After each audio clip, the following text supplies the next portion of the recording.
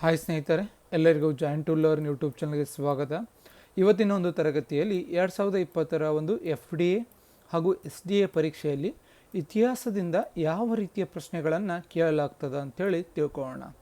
ಅದರ ಜೊತೆಗೆ ಒಂದು ಪ್ರಶ್ನೆ ಪತ್ರಿಕೆ ಅಂದರೆ ಎಕ್ಸಾಮ್ ಹಾಲಲ್ಲಿ ನಾವು ಕೂತಾಗ ಒಂದು ಪ್ರಶ್ನೆ ಪತ್ರಿಕೆ ಕೊಡ್ತಾರಲ್ಲ, ಆ ಪ್ರಶ್ನೆ ಪತ್ರಿಕೆ ಸುಲಭ ಇದೆಯಾ, ಕಷ್ಟ ಇದೆಯಾ, ಅಥವಾ ಏನು ಅನಾಲಿಸಿಸ್ ಮಾಡೋದು ಅಂದರೆ ಅದು ಲೆಂತಿ ಇದೆಯಾ ಅಥವಾ ಕಡಿಮೆ ಏನೋ ಪೇಜಸ್ಸಲ್ಲಿ ಇದೆಯಾ, ಈ ರೀತಿ ಒಂದು ಅನಾಲಿಸಿಸ್ ಮಾಡೋದನ್ನು 5 ಸೆಕೆಂಡಲ್ಲಿ ಯಾವ ರೀತಿ ಗೊತ್ತಾಗುತ್ತೆ ನಮಗೆ ಅಂಥೇಳಿ ತಿಳ್ಕೊಳ್ಳೋಣ. ಕ್ಲಾಸನ್ನು ಸ್ಟಾರ್ಟ್ ಮಾಡೋಕ್ಕಿಂತ ಮುಂಚೆ ನೀವಿನ್ನು ನಮ್ಮ ಚಾನಲ್ಗೆ ಸಬ್ಸ್ಕ್ರೈಬ್ ಆಗಿರಲಿಲ್ಲ ಅಂದರೆ ಜಾಯಿನ್ ಟು ಲರ್ನ್ ಯೂಟ್ಯೂಬ್ ಚಾನಲ್ಗೆ ಸಬ್ಸ್ಕ್ರೈಬ್ ಆಗಿ. ಯಾಕಂತಂದರೆ ನಿಮ್ಮ ಒಂದು ಸಪೋರ್ಟ್ ನಮಗೆ ಒಂದು ಮೋಟಿವೇಶನ್ ಕೊಡುತ್ತೆ ವಿಡಿಯೋಸನ್ನು ಹೆಚ್ಚು ಮಾಡೋಕ್ಕೆ ಅಂತ ಹೇಳ್ತಾ ಕ್ಲಾಸನ್ನು ಸ್ಟಾರ್ಟ್ ಮಾಡೋಣ. ಇನ್ನು ಇತಿಹಾಸದಲ್ಲಿ ಎಷ್ಟು ಭಾಗಗಳು ಬರ್ತಾವೆ? ಇತಿಹಾಸದಲ್ಲಿ 3 ಭಾಗಗಳನ್ನು ನಾವು ಮುಖ್ಯವಾಗಿ ಓದ್ತೀವಿ. ಒಂದು ಪ್ರಾಚೀನ ಭಾರತ ಇತಿಹಾಸ, ಒಂದು ಮಧ್ಯ ಭಾರತ ಇತಿಹಾಸ ಅಥವಾ ಮಧ್ಯಕಾಲೀನ ಇತಿಹಾಸ, ಒಂದು ಆಧುನಿಕ ಭಾರತ ಇತಿಹಾಸ. ಎಕ್ಸಾಮಲ್ಲಿ ಯಾವ ರೀತಿಯ ಪ್ರಶ್ನೆಗಳನ್ನು ಜಾಸ್ತಿ ಕೇಳ್ತಾ ಇದ್ದಾರೆ KPSCಯಲ್ಲಿ ಅಂತಂದರೆ ಪ್ರಾಚೀನ ಭಾರತ ಇತಿಹಾಸ ಮತ್ತು ಆಧುನಿಕ ಭಾರತ ಇತಿಹಾಸದಲ್ಲಿ ಹೆಚ್ಚು ಪ್ರಶ್ನೆಗಳು ಬರ್ತಾ ಇದೆ. ಹೆಚ್ಚು ಅಂದರೆ 8ರಿಂದ 13 ಪ್ರಶ್ನೆಗಳನ್ನು KPSCಯಲ್ಲಿ ಕೇಳ್ತಾರೆ. ಇತಿಹಾಸದಿಂದ 8ರಿಂದ 13, 8 ಬರ್ಬೋದು, 13 ಬರ್ಬೋದು, ಎವರೇಜ್ ಇನ್ ಬಿಟ್ವೀನ್ ಕೂಡ ಬರ್ಬೋದು, ಅಂದರೆ 9 ಕ್ವಶನ್ಸ್ ಕೂಡ ಬರ್ಬೋದು. ಈ ಸಮಯದಲ್ಲಿ ಅಂದರೆ 8ರಿಂದ 13 ಪ್ರಶ್ನೆ ಏನು ಬರ್ತಾ ಇದೆ ಅಲ್ಲ, ಎಲ್ಲಿಂದ ಬರ್ತಾ ಇದೆ? ಪ್ರಾಚೀನ ಭಾರತ ಇತಿಹಾಸದಿಂದ ಅಥವಾ ಆಧುನಿಕ ಭಾರತ ಇತಿಹಾಸದಿಂದ ಅಥವಾ ಎರಡೂ ಕೂಡಿ ಬರ್ತಾ ಇದೆ. ಇಷ್ಟನ್ನು ಆದರೆ ನೀವು ಓದುವಾಗ ಎಲ್ಲಿ ಫೋಕಸ್ ಮಾಡಬೇಕು ಅಂದರೆ ಪ್ರಾಚೀನ ಭಾರತ ಇತಿಹಾಸದಲ್ಲಿ ಮತ್ತು ಆಧುನಿಕ ಭಾರತ ಇತಿಹಾಸದ ಮೇಲೆ ನೀವು ಫೋಕಸ್ ಮಾಡಬೇಕು. ಇನ್ನು ಪ್ರಾಚೀನ ಭಾರತ ಇತಿಹಾಸದಲ್ಲಿ ಹರಪ್ಪ ನಾಗರಿಕತೆ ಮೇಲೆ ಫೋಕಸ್ ಮಾಡಿ, ಜೈನ ಧರ್ಮ ಬೌದ್ಧ ಧರ್ಮದ ಒಂದು ಸಮ್ಮೇಳನಗಳಾಗಿರ್ಬೋದು ಅಥವಾ ಅದರ ಒಂದು ಫೌಂಡರ್ಸ್, ಜೈನ ಧರ್ಮದ ಒಂದು ಸ್ಥಾಪಕರಾಗಿರ್ಬೋದು, ಬೌದ್ಧ ಧರ್ಮ ಸ್ಥಾಪಕರಾಗಿರ್ಬೋದು, ಅವರ ಒಂದು ಜೀವನ ಒಂದು ಕಥೆಯಾಗಿರ್ಬೋದು, ಅವರ ಒಂದು ಜೀವನ ಘಟನೆಗಳನ್ನು ಕುರಿತು ನೀವು ಓದ್ಕೋಬೇಕಾಗುತ್ತೆ. ಅದೇ ರೀತಿ ಒಂದು ವಿಜಯನಗರ ಸಾಮ್ರಾಜ್ಯದ ಕುರಿತು ಓದ್ಕೋಬೇಕು. ಎಲ್ಲ ಅದೇ ರೀತಿ ಇವನ್ ಕ್ಯಾಸ್ಟ್ ಸಿಸ್ಟಮ್ ಅಂತೇಳಿ ಕರಿತೀವಿ, ಬ್ರಾಹ್ಮಣ, ವೈಶ್ಯ, ಶೂದ್ರ, ಈ ರೀತಿ ಒಂದು ಎಲ್ಲ ಡೀಟೇಲಾಗಿ ಬರುತ್ತೆ. ಅದು ನೀವು ಪ್ರಾಚೀನ ಭಾರತ ಇತಿಹಾಸ ಯಾವುದಾದ್ರೂ ರೆಫರೆನ್ಸ್ ಬುಕ್ ಅಥವಾ 11th standard 12th standard DSCRT books, NCERT ಬುಕ್ಸಲ್ಲಿ ಕೂಡ ಚೆನ್ನಾಗಿ ಕೊಟ್ಟಿದ್ದಾರೆ, ಅಲ್ಲಿಂದ ಕೂಡ ನೀವು ಓದ್ಬೋದು. ಇಷ್ಟನ್ನು ನೀವು ಪ್ರಾಚೀನ ಭಾರತ ಇತಿಹಾಸದಲ್ಲಿ ಫೋಕಸ್ ಮಾಡಬೇಕು. ಅದರ ಜೊತೆಗೆ ಆಧುನಿಕ ಭಾರತ ಇತಿಹಾಸದಲ್ಲಿ ಎಲ್ಲಿ ಫೋಕಸ್ ಮಾಡಬೇಕು? ಮೇನ್ ಫೋಕಸ್ ಮಾಡಬೇಕಾಗಿದ್ದು ಗಾಂಧಿ ಯುಗ, ಸ್ವಾತಂತ್ರ್ಯ ಹೋರಾಟ ಅಥವಾ ಒಂದು ಪ್ರಥಮ ಸ್ವಾತಂತ್ರ್ಯ ಸಂಗ್ರಾಮ ಆಗಿರ್ಬೋದು, ಎಲ್ಲವನ್ನು ನೀವು ಜಾಸ್ತಿ ಫೋಕಸ್ ಮಾಡಬೇಕಾಗತ್ತೆ, ಡೀಟೇಲಾಗಿ ಓದಬೇಕಾಗತ್ತೆ. ಅಥವಾ ನೀವು ಕನ್ನಡದಲ್ಲಿ ಸ್ಪೆಕ್ಟ್ರಮ್ದೇನೋ ಒಂದು ಇಂಗ್ಲೀಷ್ ಬುಕ್ ಇದೆ, ಒಂದು ಸ್ಪೆಕ್ಟ್ರಮ್ ಅಂಥೇಳಿ ಮಾಡರ್ನ್ ಹಿಸ್ಟ್ರಿ, ಅದರದ್ದೊಂದು ಕನ್ನಡ ವರ್ಷನ್ ಕೂಡ ಸಿಗುತ್ತೆ, ನೀವು ಅಲ್ಲಿ ಕೂಡ ರೆಫರೆನ್ಸಾಗಿ ಓದ್ಬೋದು. ಬಟ್ 11th and 12th ಬುಕ್ಸಲ್ಲಿ ಚೆನ್ನಾಗಿ ಕೊಟ್ಟಿದ್ದಾರೆ, ಅಷ್ಟನ್ನು ಓದಿದ್ರೂ ಸಾಕಾಗುತ್ತೆ. ಇತಿಹಾಸದಲ್ಲಿ ಎಲ್ಲೆಲ್ಲಿ ಫೋಕಸ್ ಮಾಡಬೇಕು ಅಂತಂದರೆ ಇಷ್ಟನ್ನು ನೀವು ಜಾಸ್ತಿ ಫೋಕಸ್ ಮಾಡಬೇಕು. ಯಾರಾದರೂ ಹೊಸದಾಗಿ ಎಕ್ಸಾಮ್ಸ್ಗೆ ಪ್ರಿಪೇರ್ ಆಗ್ತಾ ಇರೋರು ಫಸ್ಟ್ ಪ್ರಾಚೀನ ಭಾರತ ಇತಿಹಾಸ ಮತ್ತು ಆಧುನಿಕ ಭಾರತ ಇತಿಹಾಸ ಓದಿ, ಆಮೇಲೆ ನೀವು ಮಧ್ಯ ಭಾರತ ಇತಿಹಾಸದ ಮೇಲೆ ಸ್ವಲ್ಪ ಫೋಕಸ್ ಮಾಡಿ. ಜಾಸ್ತಿ ಫೋಕಸ್ ಅಂದರೆ ಓದಬೇಡ ಅಂತಲ್ಲ, ಜಾಸ್ತಿ ಫೋಕಸ್ ಬೇಕಾಗಿರೋದು ಪ್ರಾಚೀನ ಭಾರತ ಇತಿಹಾಸ ಹಾಗೂ ಆಧುನಿಕ ಭಾರತದ ಇತಿಹಾಸದ ಮೇಲೆ ನಾವು ಜಾಸ್ತಿ ಫೋಕಸ್ ಮಾಡಬೇಕಾಗುತ್ತೆ.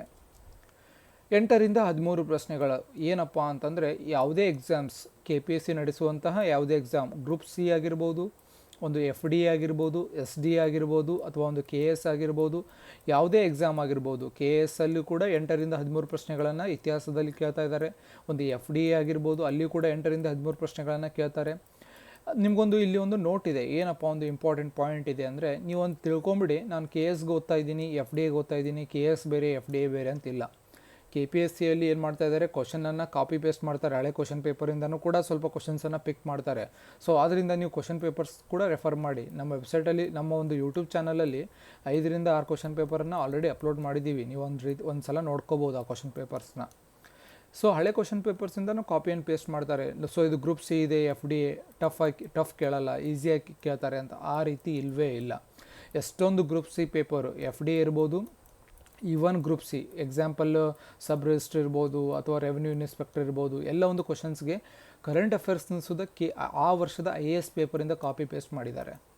ಆ ವರ್ಷದ ಒಂದು IAS ಪೇಪರಿಂದ ಕಾಪಿ ಆ್ಯಂಡ್ ಪೇಸ್ಟ್ ಮಾಡಿದ್ದಾರೆ. ಎಷ್ಟೊಂದು ಇನ್ಸ್ಟಿಟ್ಯೂಟ್ಸಲ್ಲಿ ಇಂಥವೆಲ್ಲ ಹೇಳಲ್ಲ, ಅದಕ್ಕೆ ನಾನು ನಿಮಗೆ ಡೀಟೇಲಾಗಿ ಹೇಳ್ತಾ ಇದ್ದೀನಿ ಎಲ್ಲಿಂದ ಓದಬೇಕು, ನೀವು ಯಾವ ರೀತಿ ಓದಬೇಕು ಅಂತ. ಯಾಕೆಂದರೆ ಸುಮ್ಮನೆ ನಾವು ಬ್ಲೈಂಡಾಗಿ ಪ್ರಿಪ್ರೇಷನ್ ಮಾಡೋದ್ರಿಂದ ನಾವು ಸಕ್ಸಸ್ ಆಗೋದು ತುಂಬ ಕಷ್ಟ. ಬ್ಲೈಂಡಾಗಿ ಏನೋ ಒಂದು ಓದೋದು, ಸುಮ್ಮನೆ ನೋಟ್ಸ್ ಮಾಡ್ಕೊಳ್ಳೋದು, ನೋಟ್ಸ್ನು ಸುಮ್ಮನೆ ಅಲ್ಲಿ 10 ಪೇಜ್ ಕಂಟೆಂಟ್ ಇರುತ್ತೆ, ನಮ್ಮ ನೋಟ್ಸು 15 ಪೇಜ್ ಆಗುತ್ತೆ. ಇದನ್ನು ನಾವು ಓದೋದು ಅನ್ನಲ್ಲ, ನಾವೇನೋ ಬುಕ್ ಕಾಪಿ ಆ್ಯಂಡ್ ಪೇಸ್ಟ್ ಮಾಡ್ತಾಯಿದ್ದೀವಿ ಅಂತಾರೆ. ಸೊ ಆದ್ದರಿಂದ ಓದೋಕ್ಕೆ ಒಂದು ಮೆಥಡ್ ಇದೆ. ಆದ್ದರಿಂದ 8ರಿಂದ 13 ಪ್ರಶ್ನೆಗಳನ್ನು ಕೇಳ್ತಾರೆ. ಫೋಕಸ್ ಮಾಡಿ, ಎಲ್ಲಿ ಮಾಡಿ, ಆಧುನಿಕ ಭಾರತ ಇತಿಹಾಸ ಮತ್ತು ಪ್ರಾಚೀನ ಭಾರತ ಇತಿಹಾಸದ ಮೇಲೆ ಜಾಸ್ತಿ ಫೋಕಸ್ ಮಾಡಿ. ಇಷ್ಟನ್ನು ನೆನ್ಪಿಟ್ಕೊಳ್ಳಿ. ಯಾವ ರೀತಿಯ ಪ್ರಶ್ನೆಗಳನ್ನು ಕೇಳ್ತಾರೆ ಇದು ಭಾಳ ಇಂಪಾರ್ಟೆಂಟ್. ಈಗ ಎಲ್ಲನೂ ನಮಗೊಂದು ಕಂಟೆಂಟ್ ಓದ್ತಾ ಇರ್ತೀವಿ, ಯಾವುದು ಇಂಪಾರ್ಟೆಂಟ್ ಅಂತ ನಮ್ಗೆ ಗೊತ್ತೇ ಆಗಲ್ಲ, ಸುಮ್ಮನೆ ಎಲ್ಲ ಬರ್ಕೊಂಡು ಹೋಗ್ತೀವಿ ನೋಟ್ಸಲ್ಲಿ. ಯಾವ ರೀತಿ ಪ್ರಶ್ನೆಗಳನ್ನು ಕೇಳ್ತಾರೆ, ಅದಕ್ಕೆ ನೀವೇನು ಮಾಡಬೇಕು ಅಂದರೆ, ಫಸ್ಟ್ ಮಾಡಬೇಕಾಗಿದ್ದು, ನೀವು ಓದೋದನ್ನು ಸ್ಟಾರ್ಟ್ ಮಾಡೋಕ್ಕಿಂತ ಮುಂಚೆ, ಇತಿಹಾಸವನ್ನು ಫಸ್ಟ್ ಟೈಮ್ ಯಾರಾದರೂ ಪ್ರಿಪ್ರೇಷನ್ ಮಾಡ್ತಿದ್ದೀರಲ್ಲ ಅವರು ಓದೋದನ್ನು ಸ್ಟಾರ್ಟ್ ಮಾಡೋಕ್ಕಿಂತ ಮುಂಚೆ, ಉದಾಹರಣೆಗೆ ನೀವು ಪ್ರಾಚೀನ ಭಾರತ ಇತಿಹಾಸ, ಹರಪ್ಪ ನಾಗರಿಕತೆ ಓದ್ತಾ ಇದ್ದೀರಾ ಅಂದ್ಕೊಳ್ಳಿ. ನೀವೇನು ಮಾಡಿ, 10 ಇಯರ್ಸ್ ಕ್ವಶನ್ ಪೇಪರನ್ನು ರೆಫರ್ ಮಾಡಿ. 10 ಇಯರ್ ಕ್ವಶನ್ ಪೇಪರಲ್ಲಿ ಹರಪ್ಪ ನಾಗರಿಕತೆ ಮೇಲೆ ಯಾವ ರೀತಿಯಾದ ಕ್ವಶನ್ಸನ್ನು ಕೇಳಿದ್ದಾರೆ ಒಂದು ಸಲ ರೆಫರ್ ಮಾಡಿ. ಆ ರೆಫರ್ ಮಾಡಿದ ಮೇಲೆ ಏನು ಮಾಡಿ ಅಂತಂದರೆ, ಅದೇ ಬೇಸಿಸ್ ಮೇಲೆ ಓದಿ. ಈ ಟೈಪ್ ಆಫ್ ಕ್ವಶನ್ಸ್ ಬರ್ತಾ ಇದೆ. ಉದಾಹರಣೆಗೆ ಎಸ್ ಡಿಗೆ ಏನು ಮಾಡ್ತಾರೆ, ಒನ್ ವರ್ಡ್ ಕ್ವಶನ್ಸನ್ನು ಕೇಳ್ತಾರೆ. ಫಾರ್ ಎಕ್ಸಾಂಪಲ್ PCಗೆ ನೋಡೋಣ. PCಗೆ PSIಗೆ ಏನು ಮಾಡ್ತಾರೆ ಗೊತ್ತಾ, ಒನ್ ವರ್ಡ್ ಕ್ವಶನ್ಸನ್ನು ಜಾಸ್ತಿ ಕೇಳ್ತಾರೆ. ಅಂದರೆ ಒಂದು ಕ್ವಶನ್ನು ಒಂದೇ ಲೈನ್ ಇರುತ್ತೆ, 1 or 2 ಲೈನ್ ಇರುತ್ತೆ. ಆಪ್ಷನ್ಸ್ ಸಿಂಗಲ್ ವರ್ಡ್ಸಲ್ಲಿರುತ್ತೆ, 1 ವರ್ಡ್, 2 ವರ್ಡ್, 3 ವರ್ಡ್, 4 ವರ್ಡ್. ಉದಾಹರಣೆಗೆ ಹರಪ್ಪ ನಾಗರಿಕತೆಯಲ್ಲಿ ಈಜುಕೊಳ ಎಲ್ಲಿ ಕಂಡು ಬಂದಿದೆ ಅಂತ ಅಷ್ಟೇ ಕೇಳ್ತಾರೆ.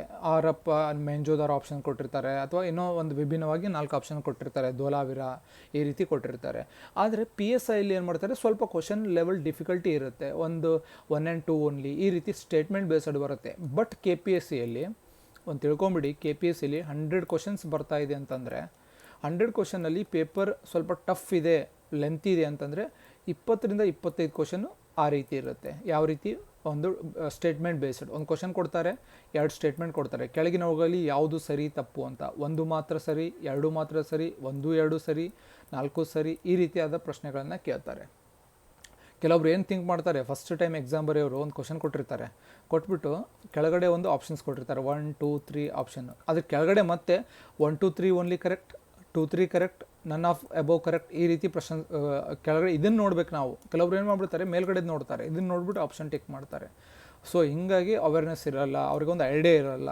ಅದಕ್ಕಾಗಿ ಈ ರೀತಿಯಾದಂಥ ಒಂದು ವಿಡಿಯೋಸ್ಗಳನ್ನು ನೀವು ನೋಡ್ಕೋಬೇಕು ಫಸ್ಟ್ ಟೈಮ್ ಓದೋರಿಗೆ. ಯಾಕಂದರೆ ಇನ್ಸ್ಟಿಟ್ಯೂಟ್ಸಲ್ಲಿ ನಾವು ಕೆಲವೊಂದು ತಪ್ಪುಗಳನ್ನು ಮಾಡ್ತೀವಿ. ಇನ್ಸ್ಟಿಟ್ಯೂಟ್ಸ್ ಅಂದ ತಕ್ಷಣ ಅವರೇ ಗಾಡ್ ಫಾದರ್ ಇದ್ದಂಗೆ, ಅವರೇ ನಮ್ಮನ್ನು ದಂಡಿಗೆ ಮುಟ್ಟಿಸ್ತಾರೆ, ಅವರೇ ನಮ್ಮನ್ನು ಒಂದು ಜಾಬ್ ಕೊಡಿಸ್ತಾರೆ ಅಂತ ಅಲ್ಲ. ಅವ್ರು ಜಸ್ಟ್ ನೀವು ಗೈಡೆನ್ಸ್ ಅಷ್ಟೇ, ಒಂದು ಗೈಡ್ ಮಾಡೋದು, ಅದು ಬಿಟ್ಟರೆ ಬೇರೆ ಏನೂ ಮಾಡಲ್ಲ ಅವರು.